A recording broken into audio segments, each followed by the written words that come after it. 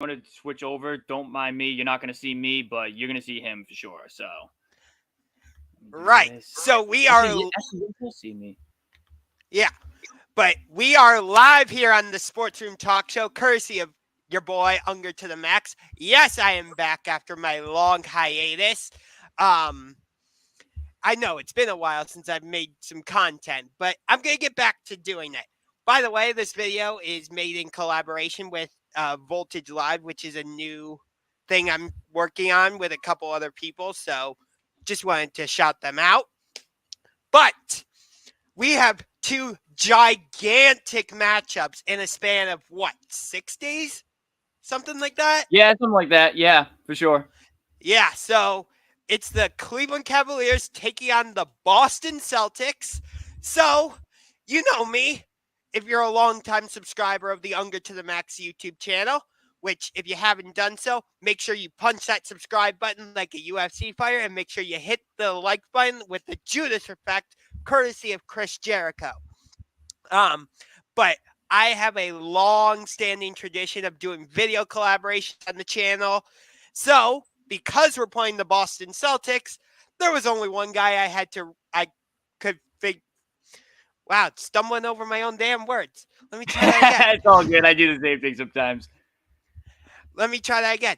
Since we're playing the Boston Celtics, it was an easy decision on who to reach out to.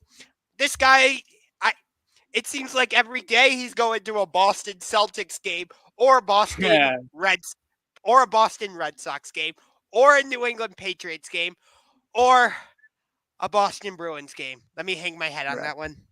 You good. You good. You got it. You got it. Because I'm a fan of the other black and yellow team, the Pittsburgh Penguins. Oh, man. Yeah. Oh, you guys took a big L in the Winter Classic. I'll tell you that much. But anyway, yeah, I've been a Penguins fan since, God, I don't know how long. But we're not here to talk hockey. We're not here to talk hockey. Now, you can see I have a little bit of Boston Celtics stuff right here, actually. Hell yeah. Hell yeah. I got a couple other Celtics stuff.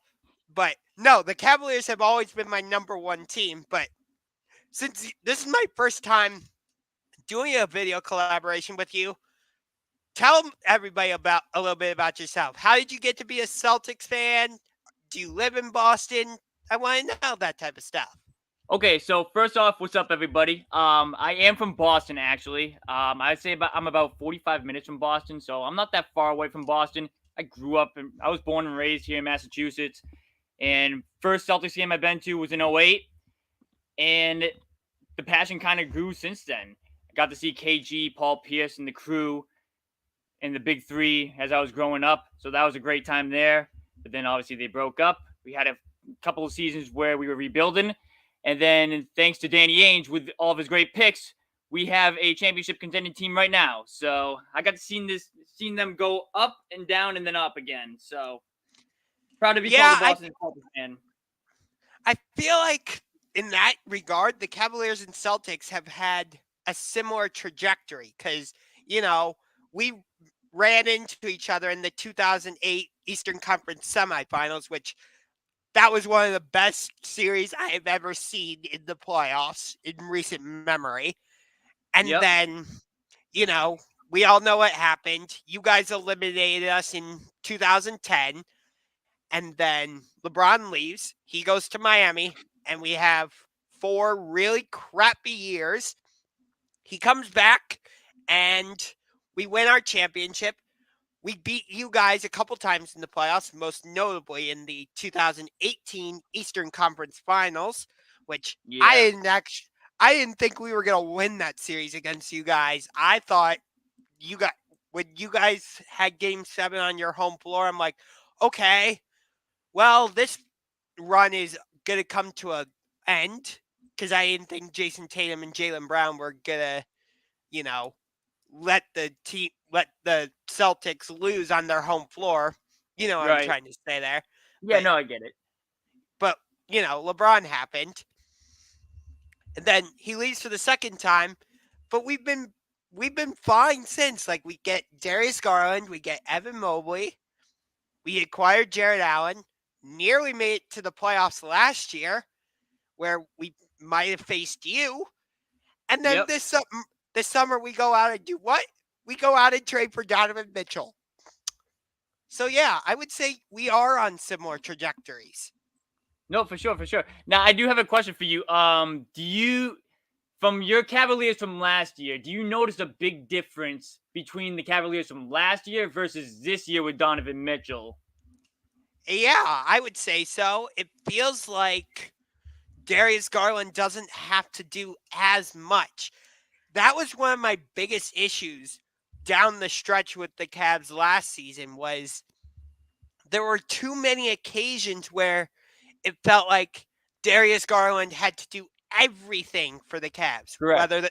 whether that was scoring, uh, playmaking, rebounding, whatever. It felt like he had to do everything. And we got a Celtics fan in the house, Scott Nicholas. Kevin Harvick says, "Go Unger to the max, go Celtics."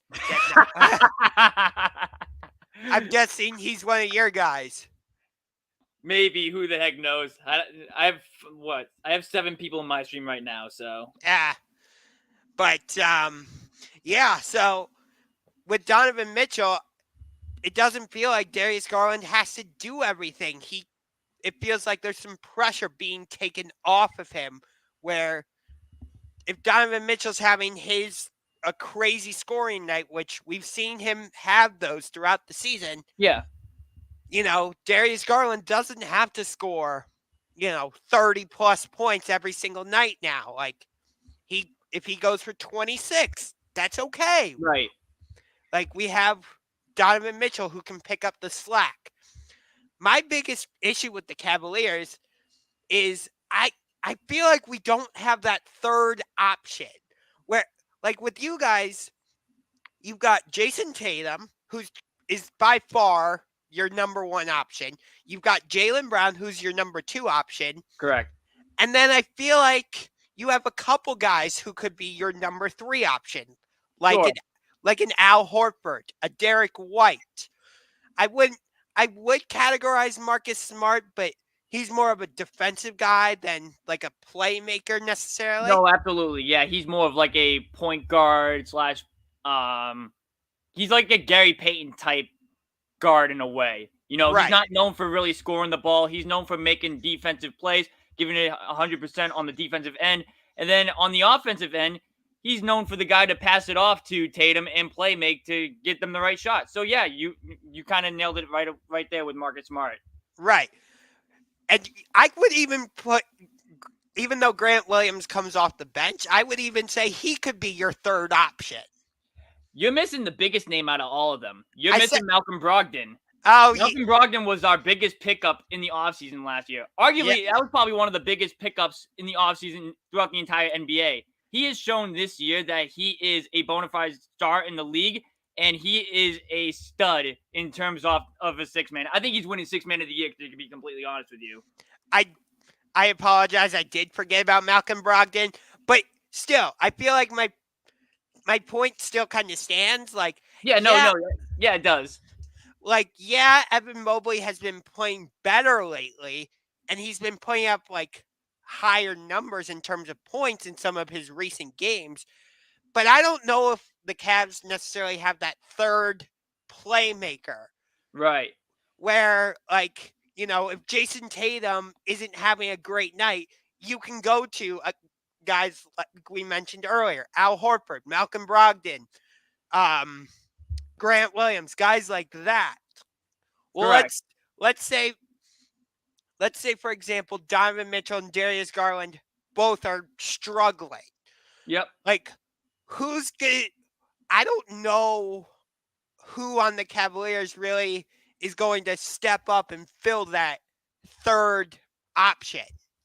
So you're saying in terms of depth, the Cleveland Cavaliers lack depth? Correct, yes. Now, funny thing is, right, at the beginning of the year, you can go check my videos after this or whatever, right?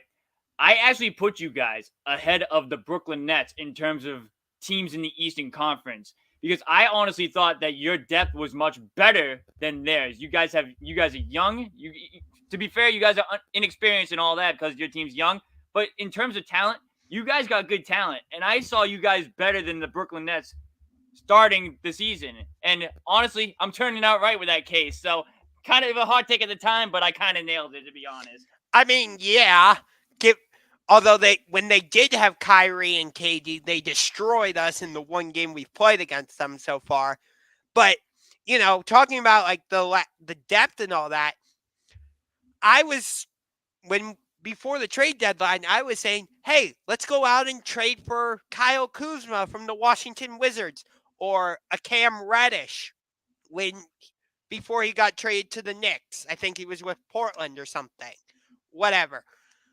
Or no, he was with New York and he got traded to Portland. That's what it was. Right. So something like that to be that third option and, provide that playmaking depth that I feel like we're lacking. Right. And yet, despite all that, we somehow are leading the season series against you guys 2-0. Yeah.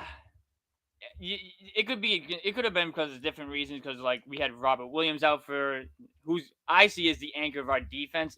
For granted, Marcus Smart's a great defender for sure as a guard, but however, at the end of the day, you need that anchor at the center to kind of lock down your defense, and we were missing that. But I mean, I will say, at the end of the day, we're still second in the Eastern Conference. I'd like to have been first with a win last night against New York, but that didn't happen. I won't go as far as reasons for that, but at the end of the day, they still lost. So we're right now second, and we're trying to get that first place spot back tomorrow as well. I mean, technically you're tied with Milwaukee for the top spot in the East. Yeah. But I understand your point wholeheartedly. But I got to ask you, like, let's say the Cavs do sweep the regular season series against the Celtics. Yep. Do you think that if we were to meet in the playoffs, whether that's the Eastern Conference Finals or the second round, because it's not going to be the first round. We're the fourth seed. You're the first seed, or second seed, whatever. So do you think that it would give the Celtics some trepidation going against the Cavs in the playoffs, knowing that they got swept in the regular season if it plays out that way? I don't think it would get them in their minds, but I will say this. They could potentially give them trouble in the postseason, I will tell you that. I mean, if you look down the whole lineup that the Cavs have, that's a really good squad that they have. Like you've mentioned a couple of them. Donovan Mitchell, Darius Garland, Evan Mobley, Jarrett Allen. Then is Karis LeVert coming off the bench for you guys? Yes. That's ridiculous. Okay, so you got LeVert off the bench. I don't know if Osman's playing many minutes for you guys. I would guess Ricky Rubio's playing. You have Okoro. You guys got a young, scrappy team. Now, that is something that I would fear in the playoffs, but at the end of the day, does the mind of the Cavs sweeping the Celtics, would that be in the minds with them in the postseason? No, I don't think it would. I think they just go in there and say, we just have to win the series. Okay, so you think, like, are you basically saying that because the postseason and regular season are like two separate animals in a way? Yep. Gotcha. I feel like it could not necessarily give the Celtics trepidation, but it could make the Celtics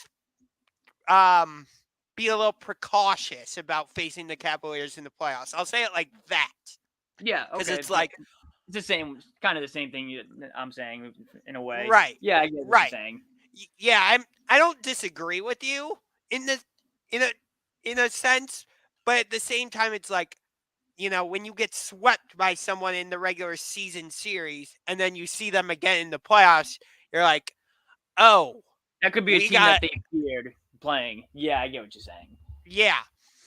Granted, you guys did go to the NBA Finals last year, which correct. I thought you guys were going to win that series against the Warriors because basically all Golden State had was Steph. At the end of the day, in terms of the Warriors, you can't disrespect them in any ways or come in there thinking you're gonna win a series because they do. At the end of the day, have Clay, they have Draymond, they have players who's been to the finals before. At the time, I think the Celtics had nobody who was in the NBA finals at the time. So they had no experience being there before.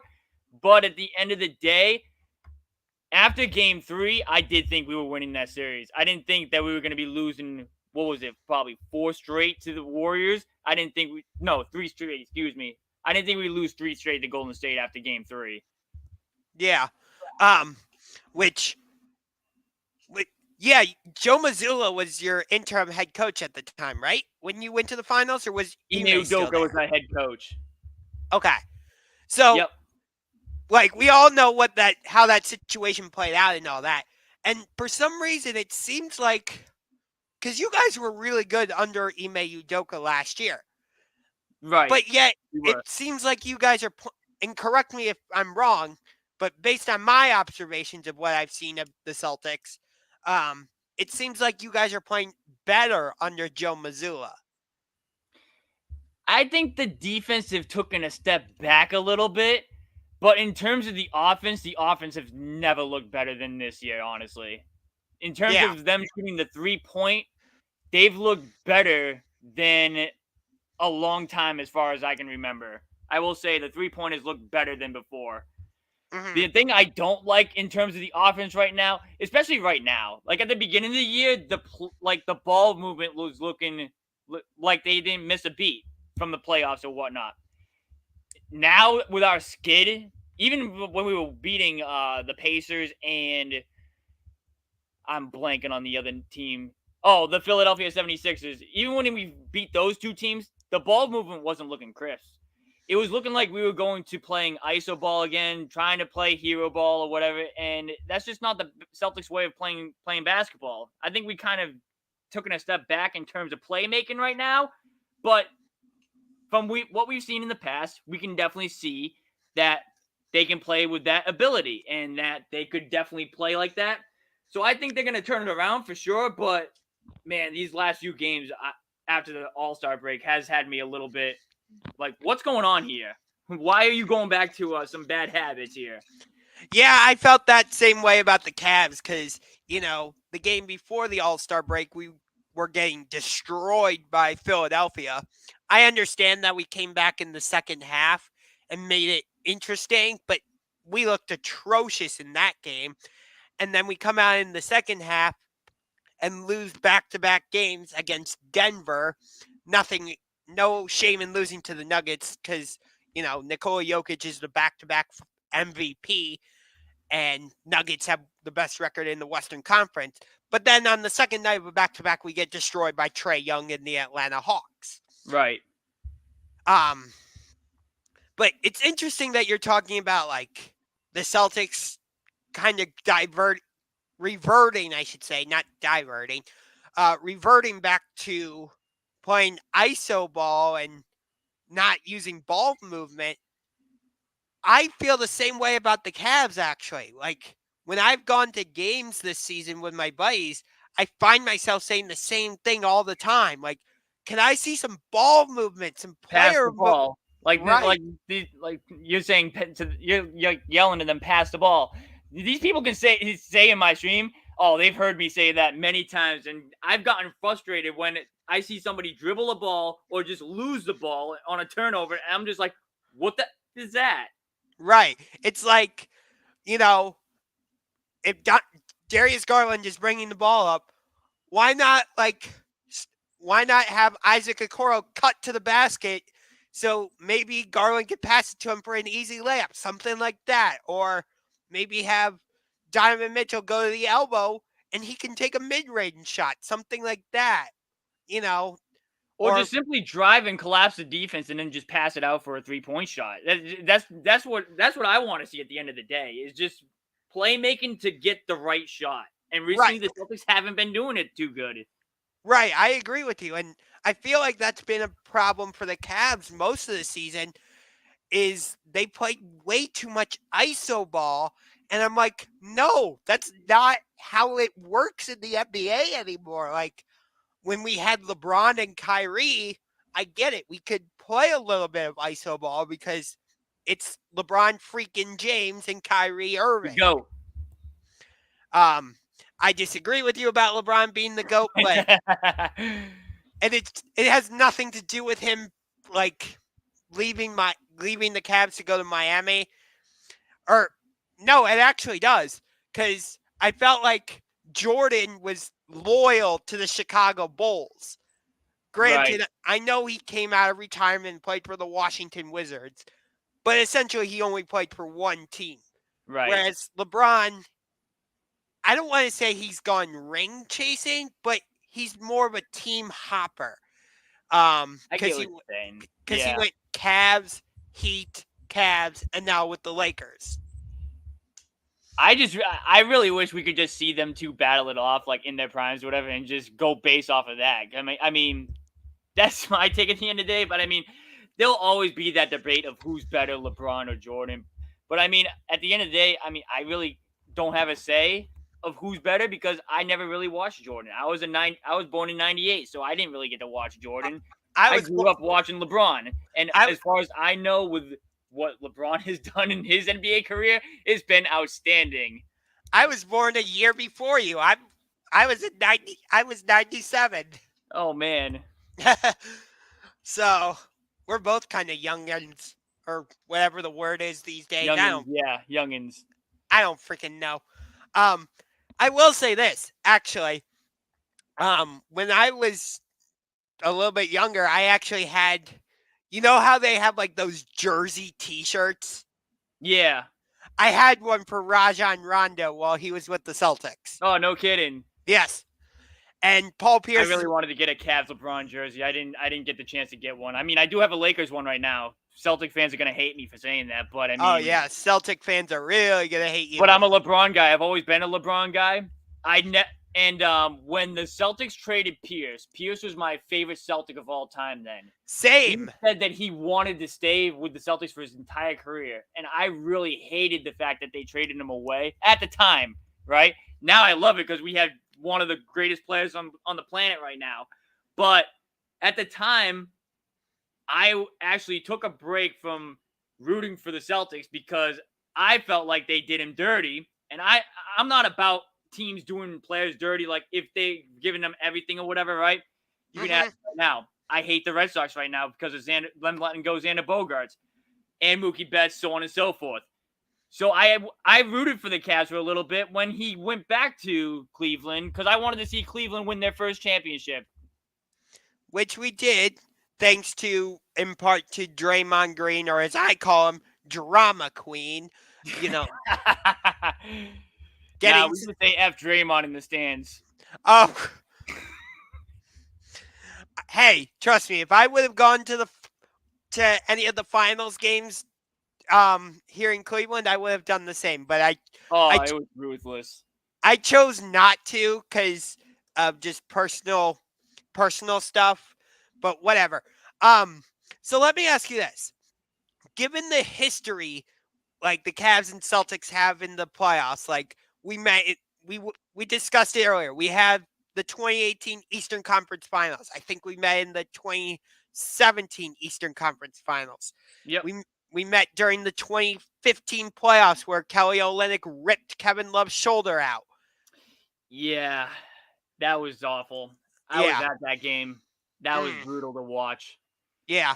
And then, of course, we have the classic battling game in 2008, which I loved that battle between LeBron and Paul Pierce. That was awesome. But here's where I'm going with all this. Because of all that history, do you feel like the Cavaliers and Celtics have a rivalry? That's a tough question. I mean, back in the day, yeah, but as far as now goes, I wouldn't say that. I feel like there are teams ahead of the Cavs that we would consider rivals. Philly, Brooklyn, the Knicks, Lakers, Miami, because, again, they beat us so many times. And in 2020, they knocked us off to go to the finals. So, I mean, they're not first in my list. They're probably not even my top 5, but they're probably on the other half in terms of rivalries. Okay. They're in our way for sure of getting to the finals, and we're going to have to do what we have to do to beat them. So at the end of the day, Yeah. I respect that. Yeah, I wouldn't consider the Celtics a rival yet, but like, let's say we do sweep you in the regular season series, and then a playoff series between us goes 7 7 games. games. I could see it becoming a rivalry. For Uh, sure. I mean, that would show signs of you guys improving from years past, and I I still say this even on videos or whatever when I do for the Celtics. Watch out for Cleveland. That's a dark horse team in the postseason. mm. I don't think we're a championship contender this season because, like I said earlier, I don't feel like we have that third option for because in the playoffs, teams are going to be like, okay, Darius Garland, Donovan Mitchell, you're not beating us. And I need to see who's going to step up as that third option. So, like I said, I don't think we're a championship contender yet. Playoff I'd like to contender. see Evan Mobley become that third guy for you guys, honestly. He showed signs last year that he could be one of those guys, and I don't think this year he's shown it that much. Yeah, I I think he would could definitely be that guy, but he hasn't shown it this year. I would definitely agree with you on that one. Um, yeah, because I feel like Okoro's going to guard Jason Tatum, which that could be good for us because Okoro, he's my friends and I have this whole inside joke where if he scores 10 points, we sound the Okoro alarm because he rarely scores double digits. It's hilarious. We Like, have the Cornet contest over here. yeah. Maybe I'll start sounding some type of alarm on videos or something if a Okoro scores 10 points. I don't know. I'd Oh have man, I'd have to figure some the sound effects out with all that, but that could be fun. But maybe a Okoro could pester Jason Tatum because we know what Jason Tatum can do. He's your top scorer, averaging 30 points. Jeez, he just went off for a All-Star game record 55 points he in sure did. Salt Lake City. Granted, people are saying the All-Star game is trash and what the hell was that? Now, see, Well, I have a theory on that. okay, let's Because hear it. in streams we've had the discussion what all-star game in terms of the major sport is the best. Everybody obviously clear as day said baseball was number one.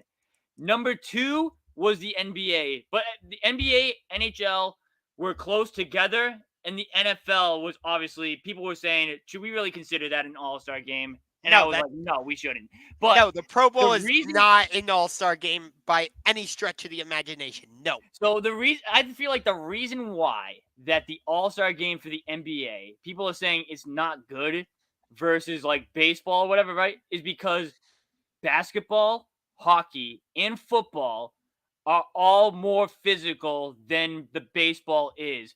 So there's more chance of getting hurt in those sports than there is in baseball. So in baseball, you're able to play like you normally do in a game, but in terms of football, basketball, and hockey, you can't. That's a fair argument. I've heard some people saying maybe if we put the money incentive at the end of each quarter, guys might try harder instead of just oh, let's play a game let's play a game in the backyard or whatever. Which I can see that, but it's at the same time, That's not going to fix the defense in no. the All-Star game. No, it isn't. Which I was at the All-Star game when it was here in Cleveland last year, actually. I didn't go to the actual game. I went to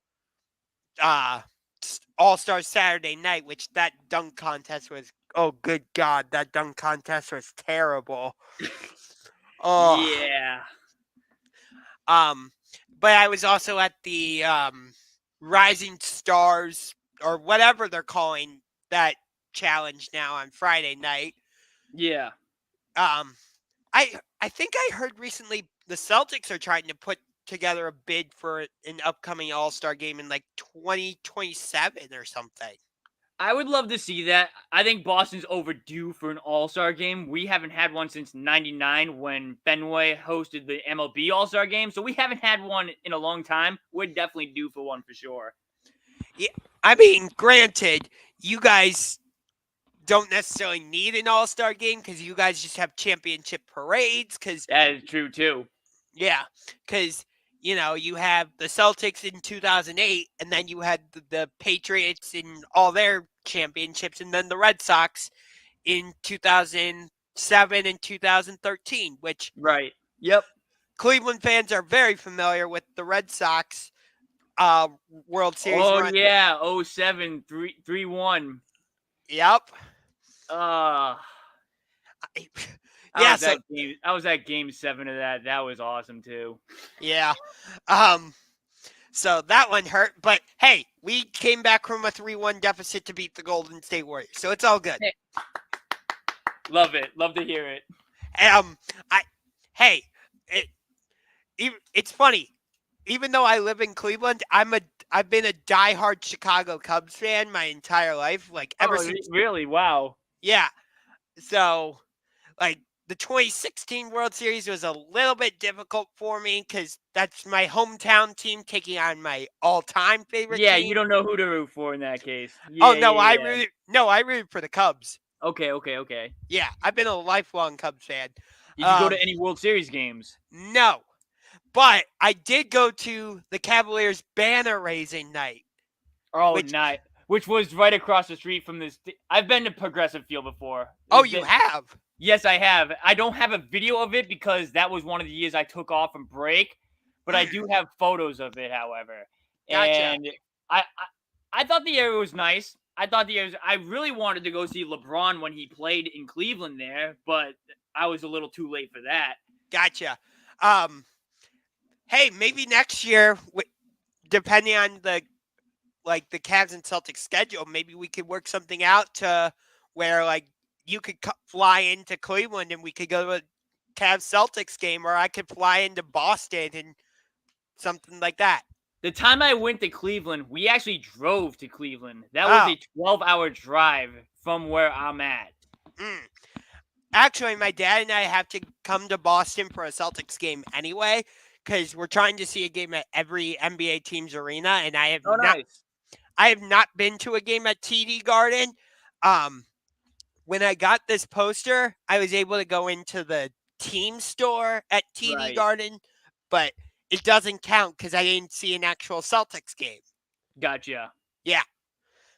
But looking at both games, actually, because we're doing this video collaboration to cover both tomorrow night's game and Monday night's game, which you're going to be at tomorrow night's game in Boston, right? I am. Be on the lookout for a video Thursday. I normally do vlogs of me going to games, so be on the lookout for it Thursday. That will be dropping then. Okay.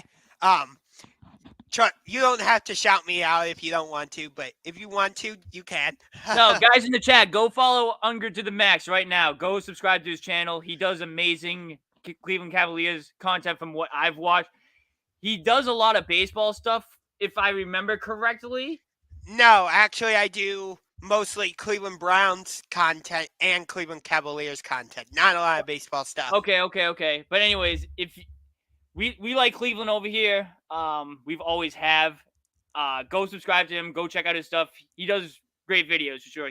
In terms of him going to games, he kind of does what I do, except he puts out clippets at a time. He doesn't do a full video. Right. So definitely go subscribe to him. Yeah. I'm actually going to the rematch when you guys come to us on Monday, which I like that these games are coming in such short distances. That's how it happened the first time around.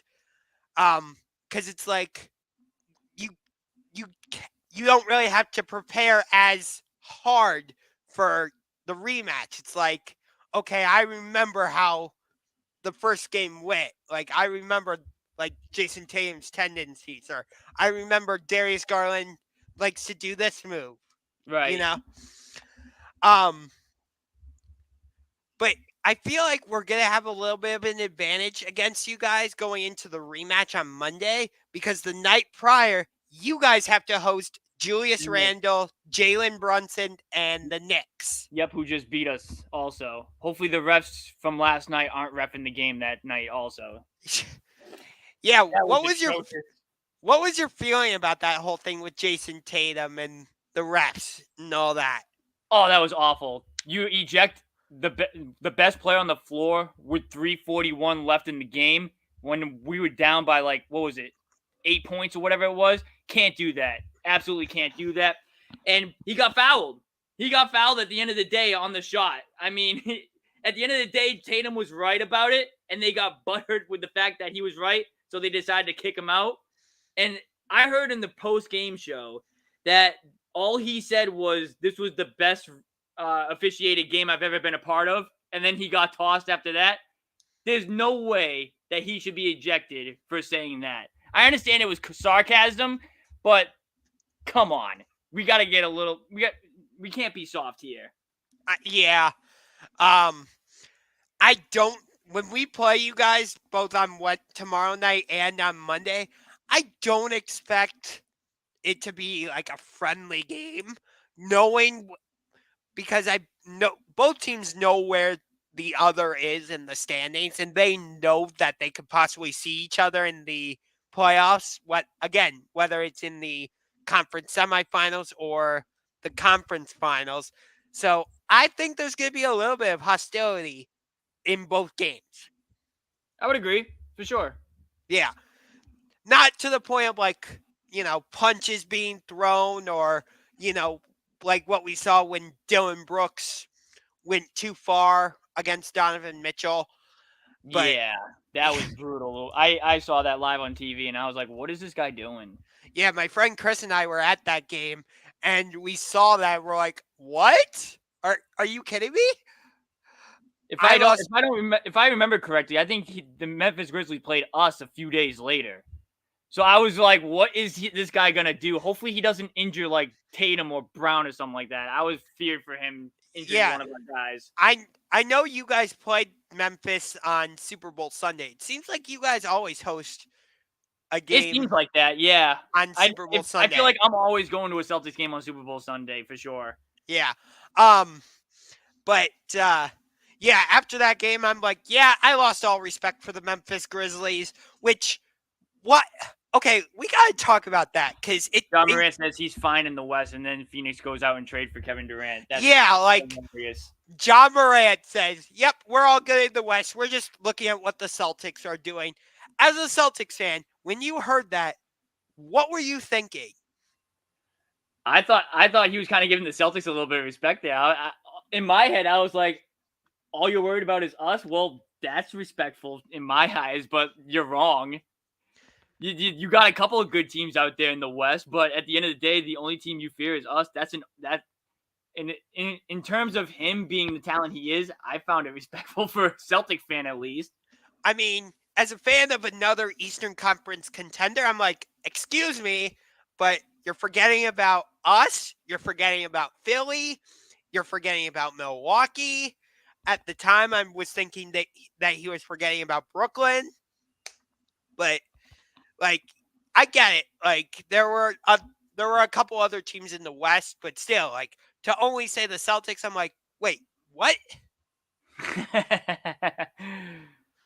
Like, hi, did you not see what we did against you in Memphis? Like, if we had Donovan Mitchell, we would have swept your butts. Right.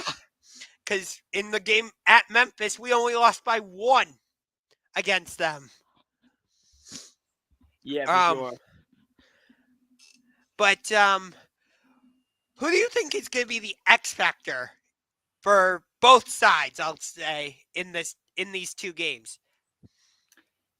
I mean, I think it's definitely the best two guys on the floor. That's Donovan Mitchell and Jason Tatum. Tatum hasn't looked good since he dropped that 55 in the All-Star game. He probably should have saved some of those points for the few games after the All-Star break, if you were to ask me. He's got to turn it around for sure, and he has to do something good tomorrow night. I'm expecting him to at least drop 35 tomorrow. Oh, Really? Yes. Okay. He's due for a big game. You know this game is on national TV, right? I do. Yep. This is the second time we've played you on national television because in our 114-113 overtime victory at home against you, that game was on ESPN, and tomorrow night's game is also on ESPN, Yes, it is. which, if I remember correctly, we are undefeated on our home floor when the game has been on national TV. This year, for just the Celtics or in general? No, I'm talking about for the Cavs. Oh, okay. Gotcha. Yeah, I don't know your record on your home floor on national TV. And when I say national TV, I'm not including NBA TV. I'm just talking about ESPN, ABC, and TNT.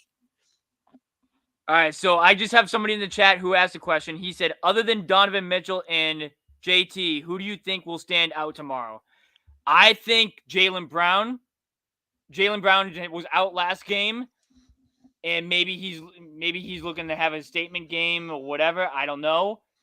But in terms of the Cavs, I look out for Mobley on the defensive end, and maybe put up a couple points on Al Horford, because Al Horford is up there in age and maybe he's not as mobile as much. But those are the other two names that I would see stand out. Okay, so the obvious answer for the Cavs would be Darius Garland. Yeah, that's why I didn't really say Garland. I wanted to go out of the box. Right. I'm going to do the same because we know Darius Garland is an all-star. And in my opinion, he should have been an all-star over Drew Holiday, but I would agree with that. I would agree with that, actually. But I will say maybe Brunson over Garland, though. Okay, Brunson's having a nice year. That's a fair argument. I'll give you that one. I think it would be a toss-up between Jalen Brunson and Darius and Garland. It is a toss-up. I will say that.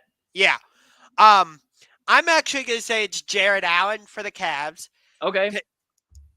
And I'm going to go with somebody off the bench for the Celtics instead of one of your starters. Because Grant Williams has, in games in that series against Milwaukee last year, if you guys don't have Grant Williams, I don't think you win that series because we don't.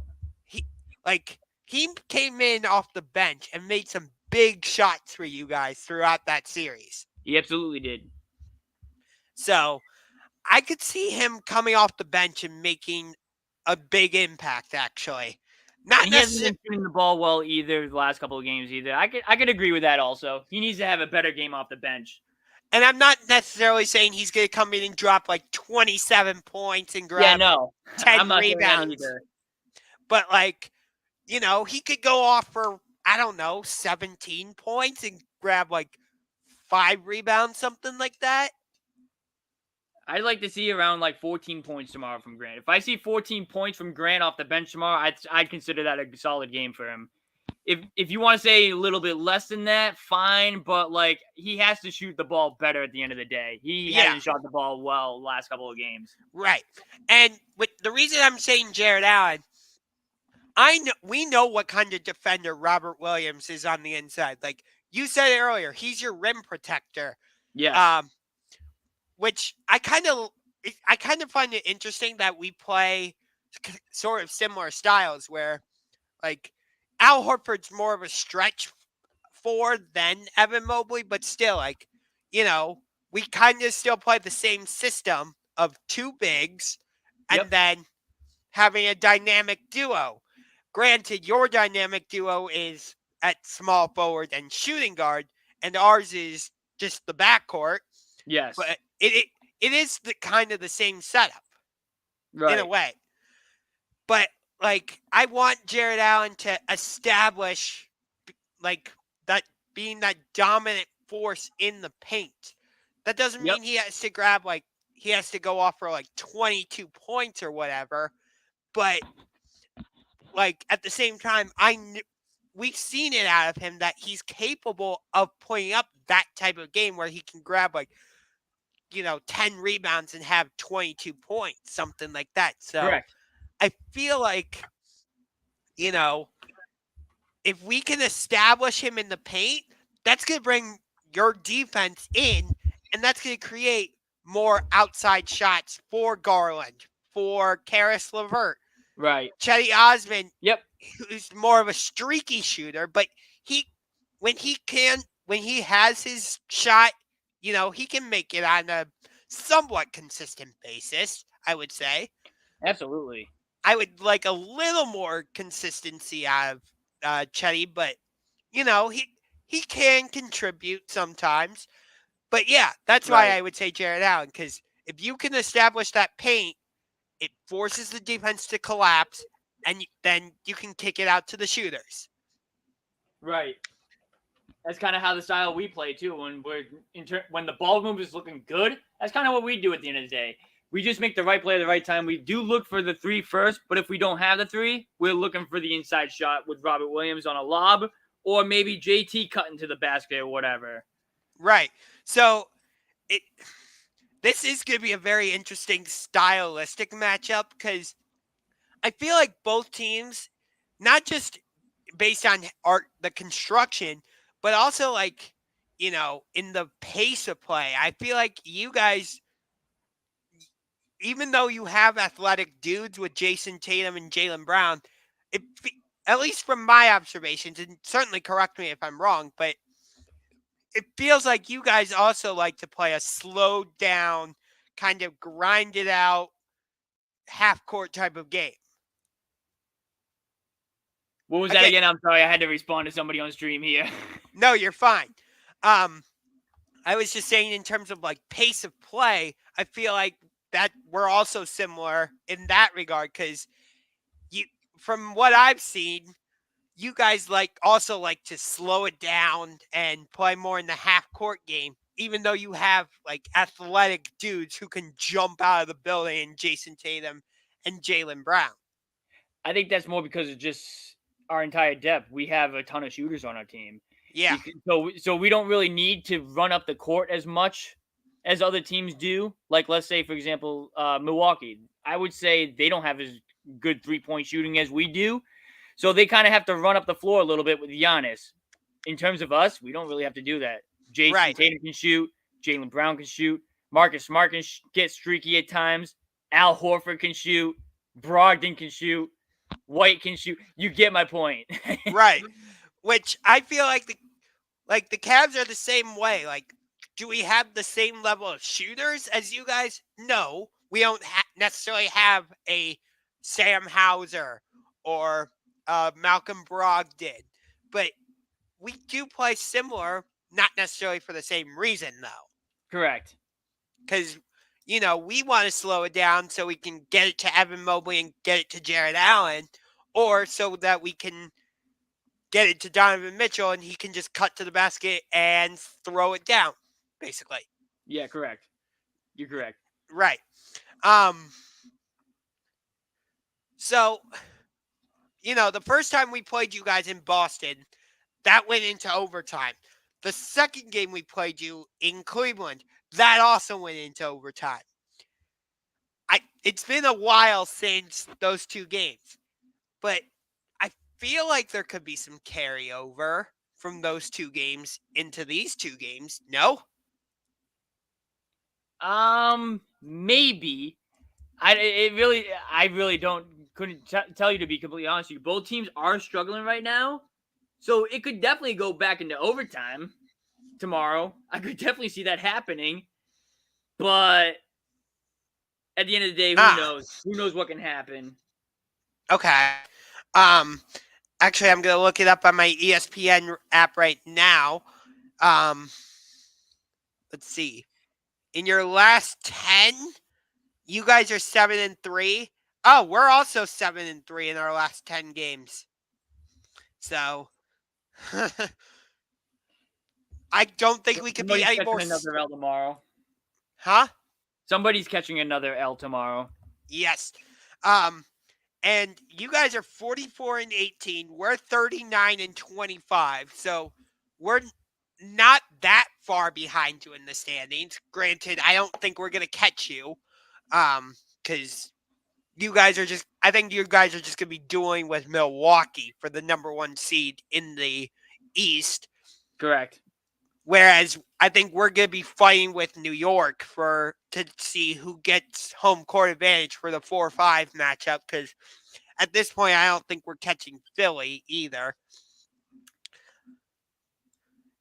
So, but still, like again, if we beat New York in that first round series, which it's like I said, that's what it's looking like it's going to be, we could see you guys in the playoffs then in that second round. I think you would have to be the number 2 seed for us to see you in the second round. If it's 4 and 5, we'd have to be the number 1 seed. That's right, because the number 2. If you're 3 or 6, then we could see you the second round also.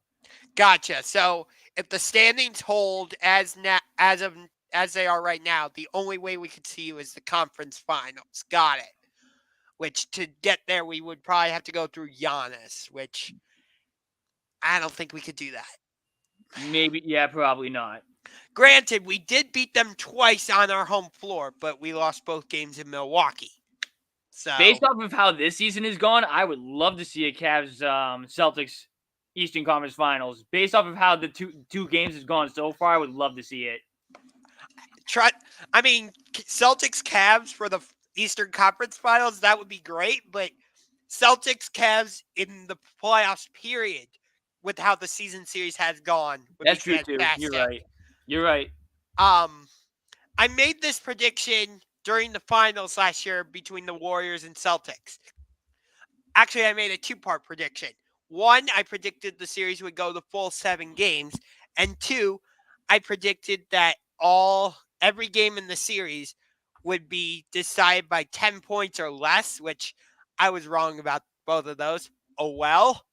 But again, as we've discussed throughout this video, based on how the regular season series has gone thus far, I could see a series between the Cavs and Celtics going the full 7 games and possibly every game being decided by 10 points or less.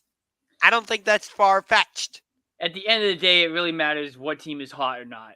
If the Cavs come in with their A game, like they were in the first half, I could definitely see it going 7 games. Without a doubt. Right. But the Celtics need to play it better at the end of the day. If the Celtics come out thinking, oh, we're going to easily handle the Cavs because of our record, no, you're not. It's just not going to happen. Yeah.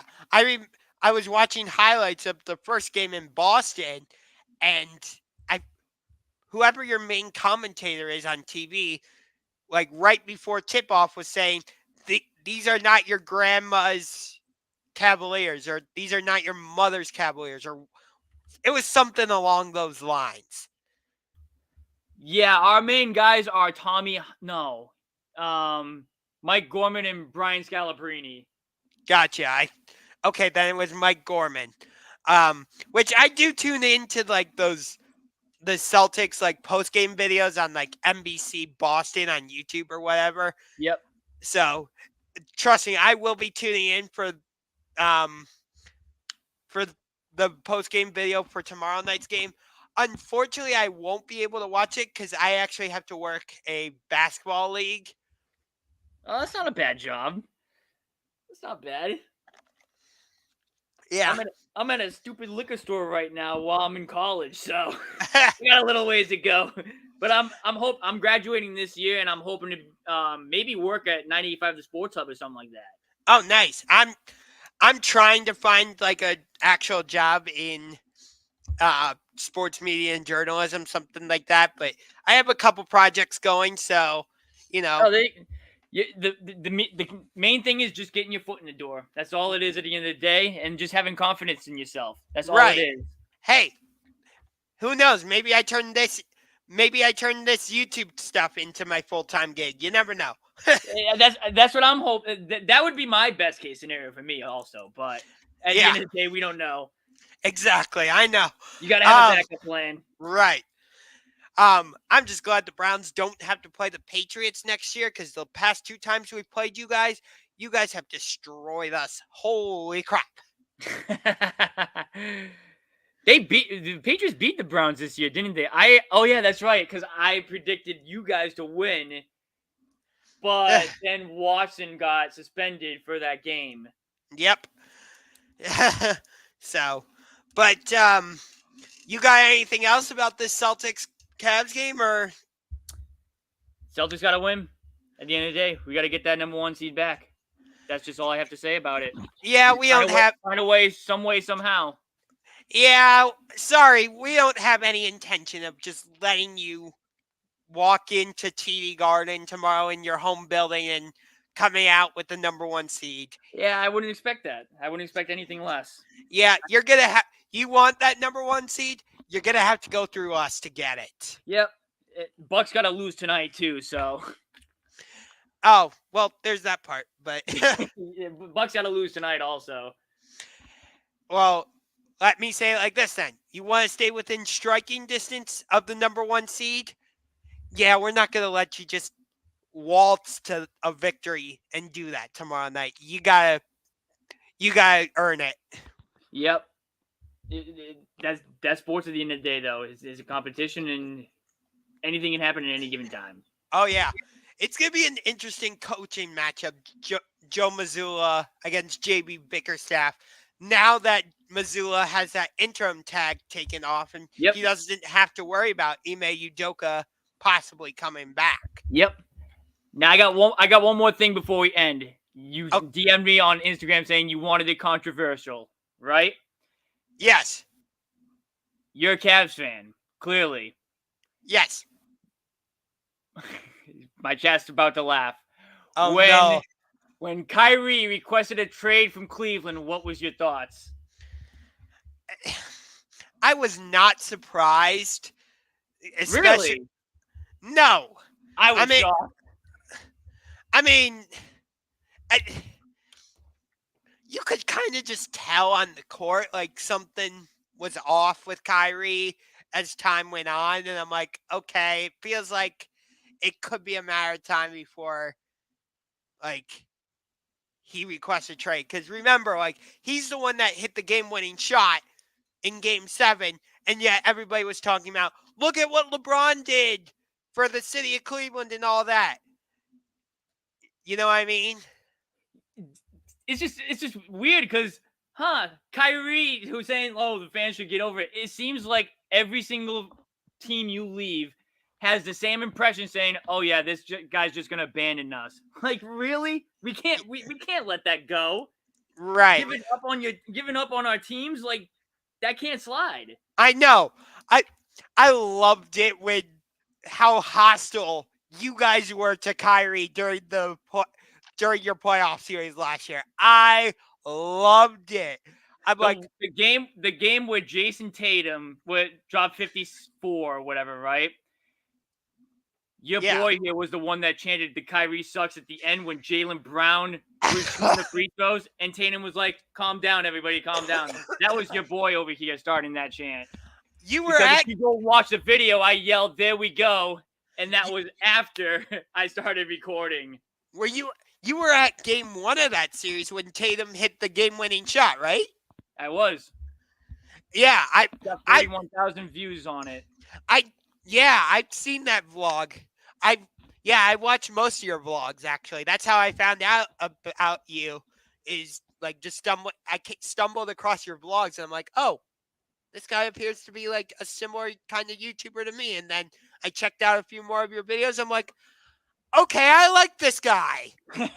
I'm like, okay, next time when we play the Celtics again in the future, I'm going to reach out to him and see if he wants to do a collab with me. For sure. Yeah, so. Hopefully something works out in the postseason also. Oh, yeah, I would love to do a postseason collab with you. I don't know about doing it for every game. That might get a little much, but no, I agree. Maybe for like some of the big games, like Game 1, if there's a Game 5, maybe Game 6. But for sure, if we meet in the playoffs and the series goes Game 7, we're doing a Game 7 collab for sure. I'll be here. Yeah. Hey, you know where to find me now. Yeah, absolutely. I feel like we're frenemies almost. At least, Yeah, I view that as Cavs fans also. I view yeah. that. I would love it if this became as a legit rivalry. Like right now, you said earlier your rivals are the Lakers, Heat, Buck. I don't think you include the Bucks, but for sure the Bucks are one of your biggest rivals. Yeah, Seven, I would agree with that. 76ers.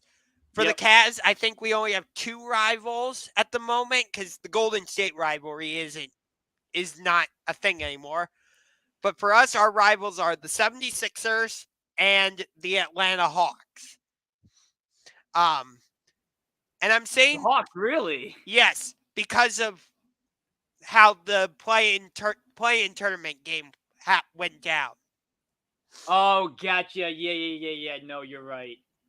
You're And right. And you here's guys the were kind of on the same path at one point, but now you guys are clearly the better team than Atlanta is. right, Even though Atlanta has a lot of talent, I don't understand how that team is not good at all. right, and they just destroyed us in Atlanta like the other day.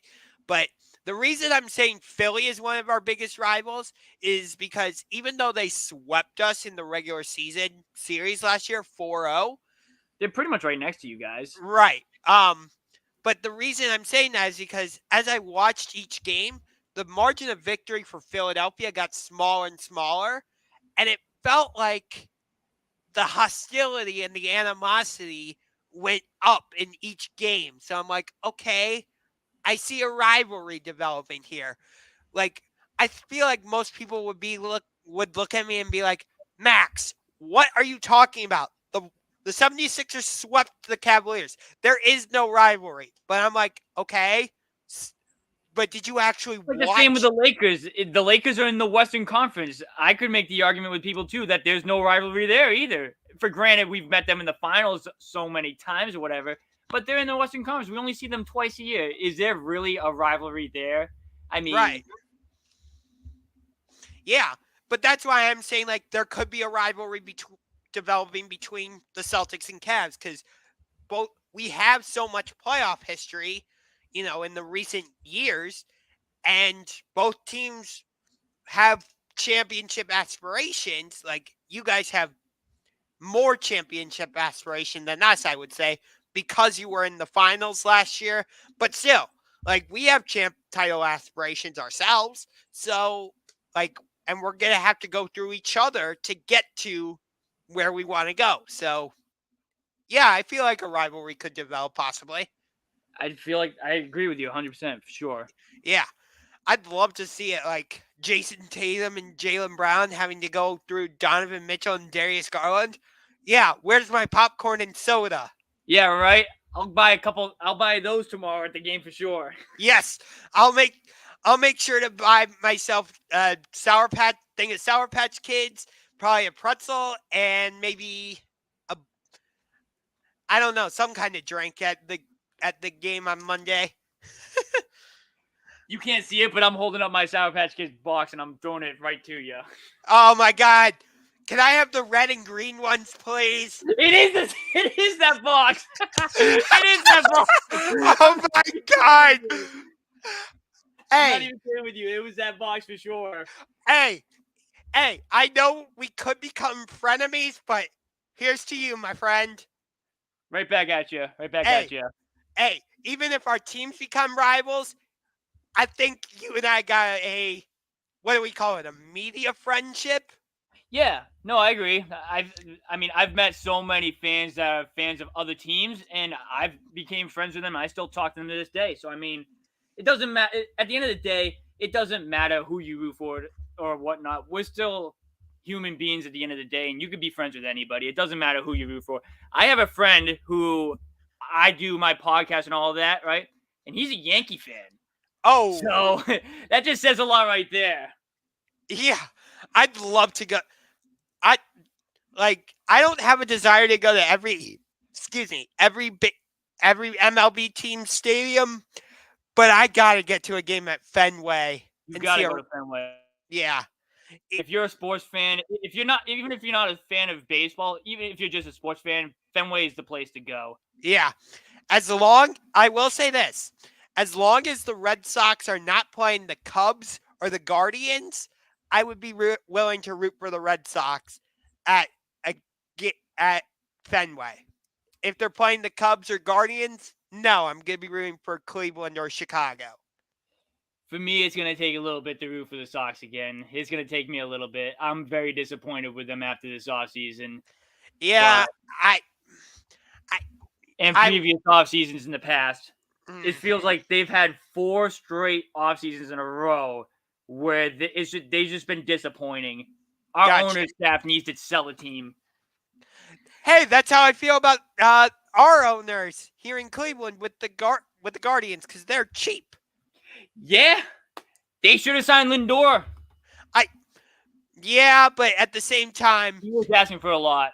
Yeah, Ahmed Rosario and Andres Jimenez have both worked out well for us. Yeah, that turned out to be a good trade for you guys. We got Alex Verdugo and 2 prospects for Mookie Betts and David Price. That has not worked out too well, in my opinion. Verdugo's all right, but other than that, Jeter Downs is gone. Connor Wong's is all right. He's nothing special, but we kind of whiffed on that. I wish we got Gradual in that deal. I'm not quite as familiar with baseball. That's why I mostly do football and basketball content. I also do combat sports content. So my friend C Boss and I are going to be doing a show on Thursday. We're going to be talking about UFC 285 and talking about AEW Revolution. I think we're also going to talk about the Cleveland Monsters outdoor game. Monsters are the AHL affiliate of the Columbus Blue Jackets, and they are going to be playing a outdoor game at First Energy Stadium, home of the Browns. Oh, wow. Yeah. I didn't know AHL did that. I don't know the last time the AHL did an outdoor game, but coincidentally, who are the Monsters playing in that outdoor game? The affiliate of the Pittsburgh Penguins. That's wild. Yes. We are going to be rooting for the Monsters in that game because who knows if, this is ever going to happen again where, they do an outdoor game. But, if it were at Rocket Mortgage where, the Cavs play and where the Monsters typically play their home games, yeah, we would be rooting for the Penguins. But it's different circumstances in this case. How is Rocket Mortgage Fieldhouse? Because this year for a road trip, I did Madison Square Garden, and I'm looking to maybe attack one of those next arenas off my list next season. First of all, if you come to Rocket Mortgage Fieldhouse, hit me up because I will gladly go to Celtics Cavs with you, my dude. Yep. I know you'll be decked out in all your Celtics stuff. Trust me, I know. And I'll make sure to have a sign that says, I'm with Crazy. Oh, my. You know it's all in good fun. Come on. But, yeah, I love Rocket Mortgage Fieldhouse. I'm not even saying that because it's in my hometown and I'm a Cavs fan. But we recently did renovations to the arena because it used to be called Quicken Loans Arena. I have no idea why it's called the Field House, but whatever. The last time I was there, when I went to Progressive, I remember them doing work outside of that place. Yeah, I don't know why it's called a Field House. I don't know why it makes it kept the name. Yeah, but whatever.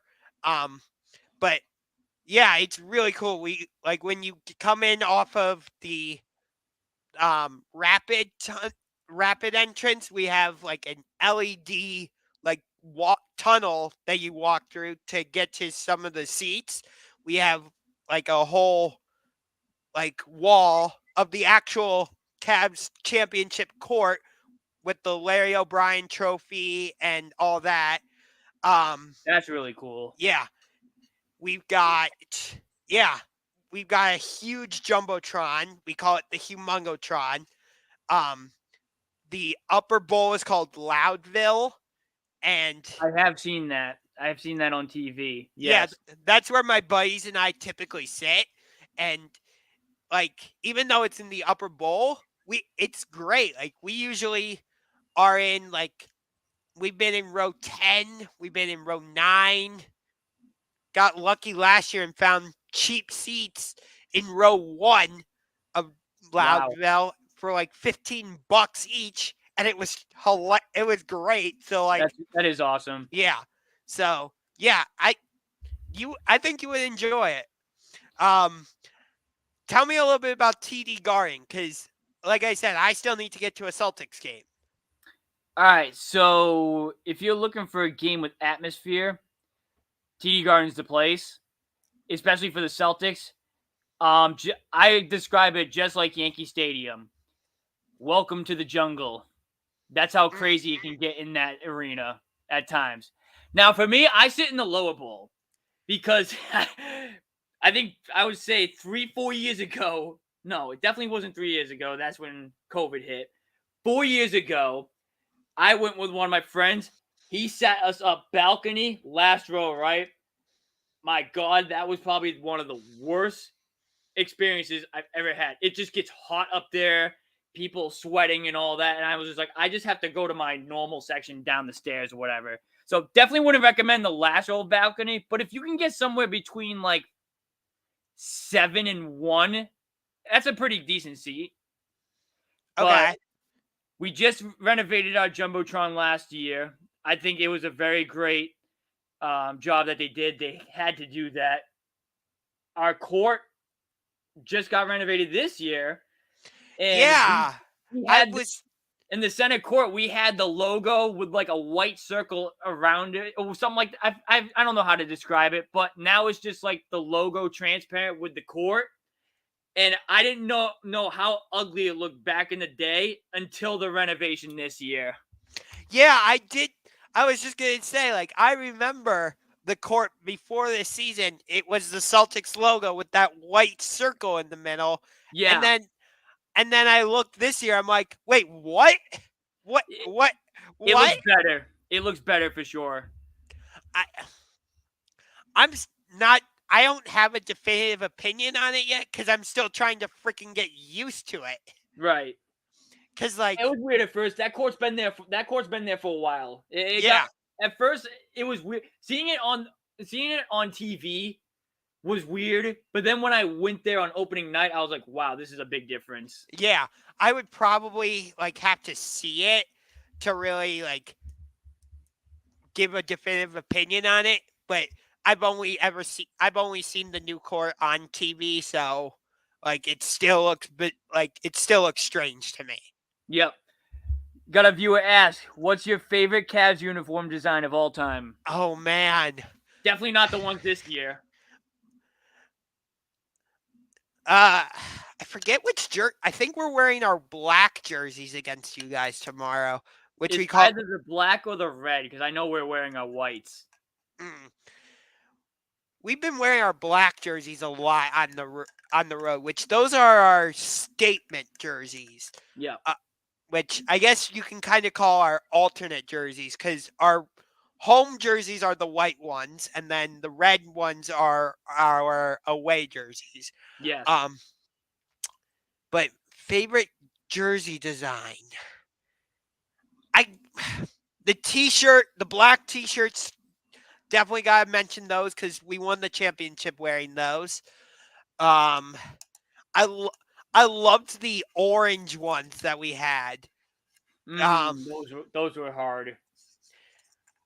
Those were nice. I gotta say those dark blue ones. Yeah, the dark blue ones are nice too. Yeah. Yeah, I have to say our white ones also, where it just said like Cavaliers in the really cool font. I was gonna say the old one from like 2008 and all of them. Yeah, those are unbeatable. I got it. I had to mention that one because it was a very specific moment that I'm sure you will remember. I think it was game 6 against you guys. LeBron's monster. The last time he took off his jersey as a Cavalier uniform. No, not that one. No, no, I'm talking about what shot there. No, don't worry, I got your shot. I got your shot, dude. Okay, you're definitely developing a friend of me here. Oh my Lord. No, I'm talking about the moment when LeBron just like completely tore down the city when he threw down his monster dunk. When was this? It was against the Celtics in the conference semifinals. I can send it to you on Instagram. Okay. I'd have to look it up on YouTube.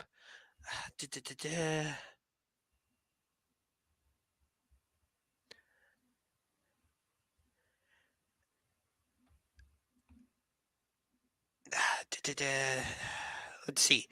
Yeah, it was on KG actually. What year? I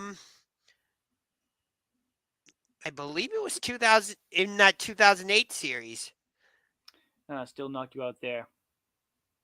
Yes, you did beat us in that series. Yes, I know. At the end of the day, all that matters is the win in the series at the end of the day. Yeah, I just sent it to you. Yeah, I see it. Yep. Yeah, I see it. Does that dunk look familiar? Yeah, a little bit. We do have the Jason Tatum dunk on LeBron, but at the end of the day, you guys beat us in that series too. So I mean, it's a wash. It is. There have been like we've discussed, there have been some memorable moments between the Cavs and Celtics throughout the years. Oh yeah, they have. Absolutely. Yes.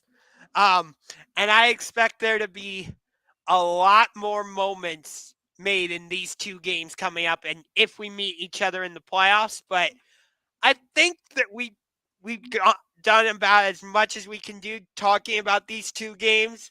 Yep, I agree.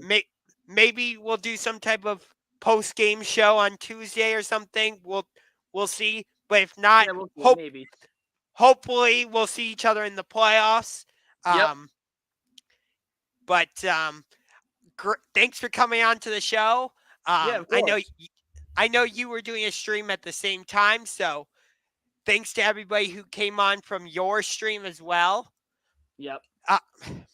We are definitely going to do this again. Maybe when the Browns play the Patriots again, we'll connect then too. And I'm gonna have to get my buddy on there too, because he's a Browns fan. Oh, okay. Great. I'll have some backup. Yeah, he's a Browns fan from Massachusetts. Doesn't make any sense. Yeah, that makes no sense. But at least I'll have some backup. Yeah, right. But until next time, I'm Unger to the Max. That's Jesse Almeida. Thanks for tuning in to this week's episode of the Sports Room Talk Show. I will see you again on Thursday. But until then, punch that subscribe button like a UFC fighter and hit that like button with the Judas effect, courtesy of Le Champion, Chris Jericho.